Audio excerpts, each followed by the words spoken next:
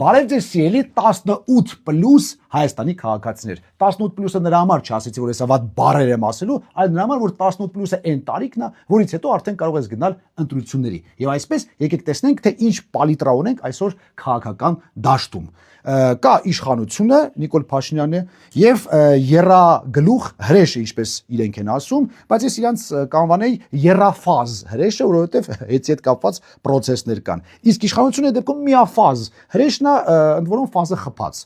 Բայց եթե մի քիչ ավելի լուրջ խոսենք, սա առանձին կոմպոնենտներ չէ, սա քարագլուխ հրեշ է, որովհետեւ իշխանությունը կյանք չունի առանց այս երեքի, այս երեքը կյանք չունեն առանց իշխանության։ Արդեն 8 տարի է, 3 ընտրություն է,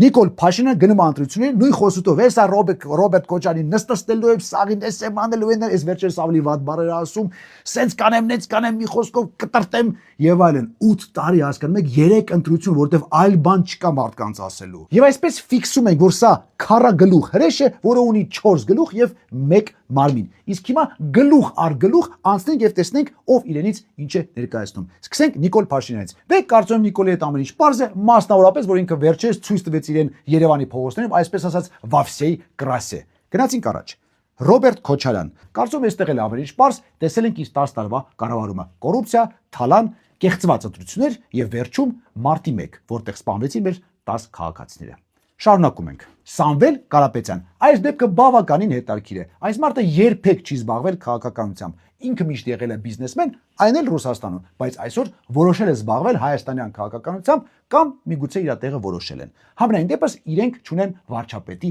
տեխնացու։ Ճիշտ է, իրենք ասում են, որ դա Սամվել Կարապետյանն է, բայց ըստ Հայաստանի Հանրապետության Սահմանադրության վարչապետը չի կարող լինել այլ երկրի քաղաքացի։ Իրենք ասում են ոչինչ, մենք կգանք իշխանության եւ կփոխենք։ Բայց ինչ է ստացվում, որ այն մեկը Սահմանադրությունը փոխում է Ալիևի ուզածով, իսկ իրանք փոխում են իրենց ուզածով։ Գնացինք առաջ։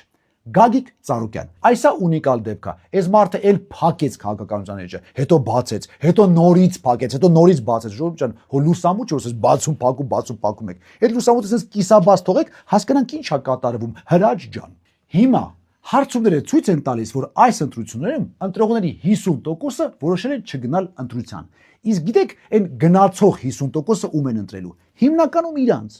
Հասկանում եք, ու նորից ամեն ինչ կրկնվելու է։ Նորից 31 թվականին Նիկոլ Փաշինյանը դուրս է գալու, ասելու է Ռոբերտ Քոչարյանին նստելու եմ, կզզնելու եմ, ընդուց Քոչարյանը ասելու է համբալ, ինք ասել է մարտի 1-ը բացահայտել եմ ու նորից ամեն ինչը կրկնվի։ Ժողովուրդ, խնդրում եմ, այն 50%-ին եմ դիմում, ովքեր որոշել են չգնան։ Գնացեք ընտրության, պրծնի ես ամեն ինչ, ես քարագլուխ դևին գլխատենք, գլուխներից էլ պրծնենք, գլխացավից էլ։ Մերանք էս դեղերը խմելով։